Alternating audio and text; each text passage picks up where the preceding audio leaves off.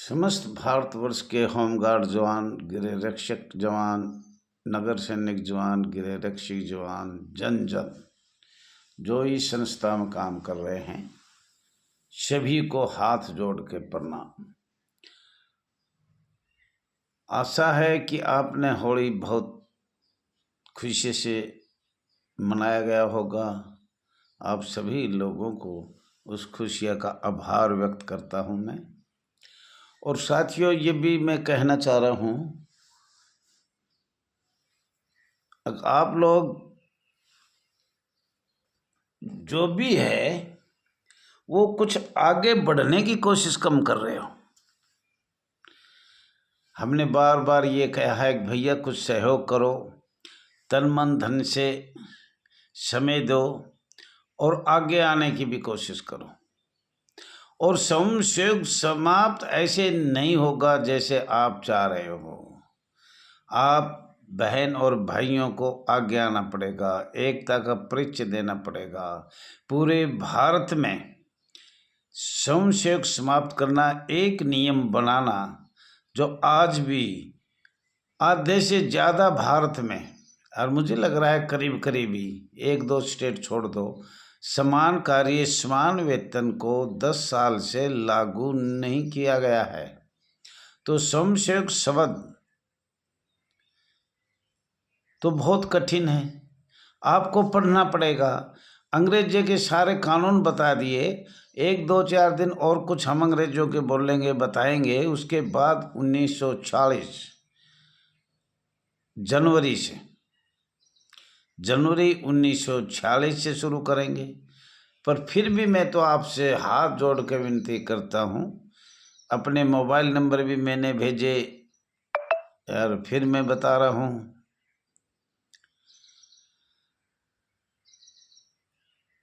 ये आपका अपना चैनल RS दैया एक्स होमगार्ड में स्वागत है। साथियों, ज़्यादा से ज़्यादा लाइक करो, शेयर करो, कमेंट करो, सब्सक्राइब करो। शायद समय होते होते मैं नहीं कह पाता आपको, इसलिए मैं पहले ही बता देता हूँ। और मैं अपने मोबाइल नंबर बता रहा हूँ, 9996318889। साथियों, एक बार फिर सुन लेना, 9996318889। साथियों, कुछ बाहर से कई बार फ़ोन अब भी आ रहे हैं, अगर मोबाइल नंबर इंग्लिश में बोला जाए। वैसे तो हम हिंदी कम समझ रहे हैं, पर कोई ना कोई एक दो बार हम पढ़ते हैं या 3 बार हम पढ़ते हैं तो कुछ हमारी समझ में आ जाती है। तो साथियों, आपसे मेरा यही हाथ जोड़ के विनती है, एकता का परिचय संगठन बनाओ, एक दूसरे को मतलब छिट्टा छिट्टी मत करो। हमारे पास फ़ोन आया ना, हम तो नहीं लूँगा। किसी स्टेट में एक यूनियन को कुछ पैसा करके 20-30 हज़ार या जो भी कुछ किया, लाख 2 लाख जो भी किया, उसने दूसरे से दे दिया। और अब वो पहल वाला वहाँ गया और कहने लगा, यार मेरे को तो एक पैसा भी नहीं मिला, मैं दिल्ली कर रहा हूँ, वहाँ कर रहा हूँ, यहाँ कर रहा हूँ, मैं तो पूरी मदद कर रहा हूँ। तो ये छिन्ना झपटी मत करो। All India home guard welfare association registered number 34,987 कभी भी छिन्ना झपटी नहीं करती। और जो मेरे ध्यान में आ जाए उसको निकाल भी देता हूँ, अहमियत से भी गिरा देता हूँ। और कई स्टेटों में 3-3 यूनियन चल रही है, नाम तो आपको मुंह से निकल ही जाएगा, लेकिन फिर भी मैं बताना नहीं चाहता। एक अध्यक्ष को ज़्यादा जो कोर्ट में जा रहा था, उसने पैसे 60,000 दिए, लाख दिए, 2 लाख दिए। दूसरा चुपचाप जो कभी कुछ नहीं करता, झूठ मूठ दिल्ली बैठा रहता है, मैं आ गया, और वो भी कहाँ, कहीं गुरुद्वारा में, कहीं क्या बोलते हैं उसको, लाल किले पे, कभी कहीं ऐसे बैठ जाता है और कहता है मेरे को पैसे नहीं दिए, उसको दे दिए। तो साहब, आपसे हाथ जोड़ के मेरी प्रार्थना है कि आप जंतर मंतर पे जाइए, अपनी आवाज़ उठाइए, संयोग शब्द के बारे में बोलिए, अपनी हर समस्या के बारे में जो भी समस्या है। और जो आपको बंधुआ मजदूर बना रखा है, अन्य प्रदेशों में बना रखा है, केंद्र शासित में आपको बोलने भी नहीं दिया, बोलने के लिए भी इजाज़त नहीं है। तो अधिकारियों की तानाशाही खत्म करने के लिए एकता की जरूरत है साथियों। और फिर भी मैं कुछ अंग्रेजों का भी चलेगा। तो साथियों, नेता सुभाष चंद्र के बारे में थोड़ा 2 लाइन आप कहो तो मैं बता देता हूँ। नेताजी ने सुभाष चंद्र बोस को फॉरवर्ड ब्लॉक का गठन 3 मई 1939 में किया गया था। नेताजी ने एक दल की स्थापना भी किया गया था। ऑल इंडिया फॉरवर्ड ब्लॉक के संस्थापक और अध्यक्ष भी थे। और 16 जनवरी 1941 के अध्यक्ष कौन था? ये हमने बार बार इसलिए पूछा है। बरार लॉ एक्ट 17 मार्च 1941 में अंग्रेजों ने बनाया। क्या बनाया? बरार लॉ एक्ट 1941 में छोड़ गया था। वो बार बार बताने पर जब हम तैयारी करेंगे तो एक साथ सनवाइज, हर सनवाइज अंग्रेजों के वो बताएंगे। तो 1941 का मैं बार बार बता चुका था और ये भी बता चुका था 1941 में होम गार्ड मैनुअल बना था, दूसरा, पहला मेरे पास नहीं है। होम गार्ड मैनुअल उसके सिंगल पेज लगाए तो 500 है, नहीं वैसे 250 पेज हैं। और वो होम गार्ड मैनुअल 1941 का भी है। उसके पश्चात आज़ाद हिंद फौज का भी गठन किया। 14 मई 1940 नेताजी को गृह रक्षक संस्था का संगठन किया। ब्रिटिश सरकार कांग्रेस का सारा इतिहास ही बदल दिया। ब्रिटिश सरकार में अखिल भारतीय कांग्रेस को सारा इतिहास ही बदल दिया गया था। इसमें स्वयंसेवक, non home guard, Azad Hind फौज, शुरू में इस फौज में जापान युद्धबंदी जताई, भारतीय सैनिकों ने लिया गया। स्वयंसेवक, भारतीय सैनिकों को आज़ाद हिंद फौज में स्वयंसेवक लिया गया। इसमें वर्मा और मलाया के स्थित भारतीय स्वयंसेवक भी लिया गया, यानी भर्ती किया गया।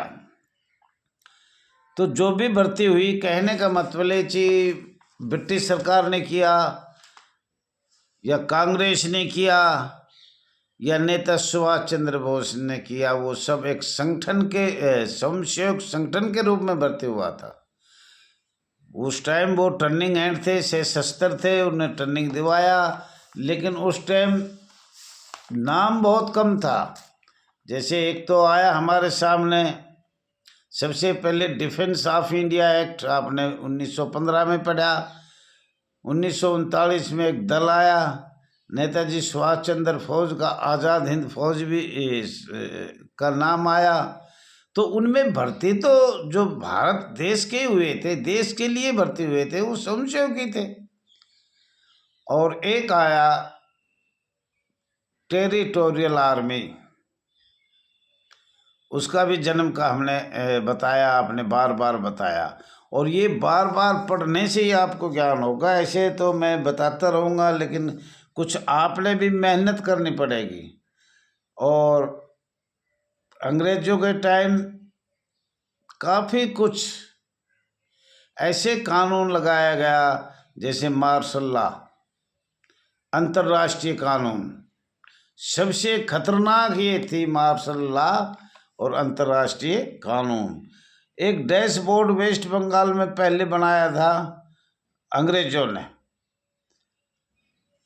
फलेसेस एक्ट 1947 से पहले एक एक्ट और भी बनाया था, फलेसेस ऑफ वर्शिप एक्ट 1991 में अंग्रेजों ने औरंगजेब के बारे में बनाया था। तो साथियों, ये तो जब तक अखिल भारतीय कांग्रेस था उसने कोई ना कोई कानून वो बनाते रहे और चलता रहा। और अभी आपको हम कुछ एक दो बार और बताएंगे अंग्रेजों के ही कानून, मार्शल लॉ के बारे में, अंतर्राष्ट्रीय कानून के बारे में।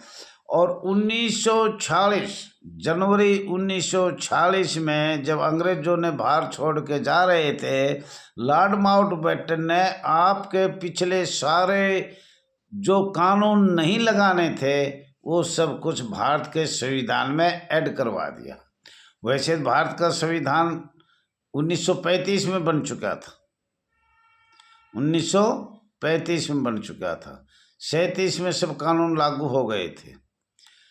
और ब्राय नाम था, कोई एक दो कानून पे मसौदा झूठ मूठ तैयार करे है, लेकिन अंग्रेजों के जितने भी कानून थे, जितने भी बनाए, ब्रिटिश सरकार को, अमेरिका को, जो भी एक अंतर्राष्ट्रीय कानून था वो सारे संविधान के अनुसार थोप दिए। संविधान से बाहर रह गए कुछ कानून ऐसे थे तो उनको गैर सरकारी संविधान में ऐड कर दिया। हमारी संस्था ही संविधान से वंचित कर दी, जबकि हम सशस्त्र हैं। लेकिन 1946 में सबके में ऐसा कर दिया, अक्षय सशस्त्र जवान कहीं है ही नहीं, जबकि 3 लड़ाई लड़ी। और साथियों, मैं तो बार बार कहता हूँ, 1915 की लड़ाई सोमसेवक ने लड़ी, 1939 की लड़ाई सोमसेवक ने लड़ी, 1962 की लड़ाई सोमसेवक ने। तीनों ही आपको पढ़ना पड़ेगा, देखना पड़ेगा। मोबाइल आपके हाथ में है, देखो, सोचो, समझो और आगे बढ़ो। साथियों, 1 जनवरी 1946 के बाद भारत आज़ाद मुझे लग रहा है 1948 में हुआ है। ये तो एक हवा उड़ा दी। भाई 47 में झंडा फहरा दिया, झंडा तो 43 में नेता सुभाष चंद्र ने फहरा दिया था। अंडमान निकोबार में चलो दिल्ली, चलो दिल्ली। कांग्रेस, अखिल भारतीय कांग्रेस ने इस देश के साथ धोखा से धोखा किया है और झूठ भी बोला है। अंग्रेजों का एक भी कानून 1897, 1860, जो भी कानून था वो 1860 से पहले का या बाद का, सारे संविधान में रखे गए या गैर संवैधानिक में संस्था बनाई गई। और उसके बारे में हम बताएंगे, एक एक अक्षर बताते जाएंगे। थोड़ा टाइम भी लग जाता है, कभी तैयारी भी नहीं होती। तो साथियों, एकता का परिचय देना और बगैर मतलब पैसे मत दो भैया। आपको 14 बिंदु बताया था, भारत सरकार ने शक्तियां लगा रखी है, कोर्ट कोई फैसला सोमसेवक के बारे में तो देगा नहीं। और ये था, ये फैसला अलग था, ये 1966 का फैसला था, इसलिए ये लागू समानकारी अनुसार वेतन कर दिया। और सोमसेवक तो परंपरा से मांग है। साथियों, ज़्यादा न कहते हुए, आशा है टाइम हो गया, और सभी एकता का परिचय दो, एक दूसरे को प्यार से बोलो, और इसमें सब बहन भाई इकट्ठे होकर सहयोग करो, सोमसेवक शब्द पूरे भारतवर्ष से समाप्त हो जाए।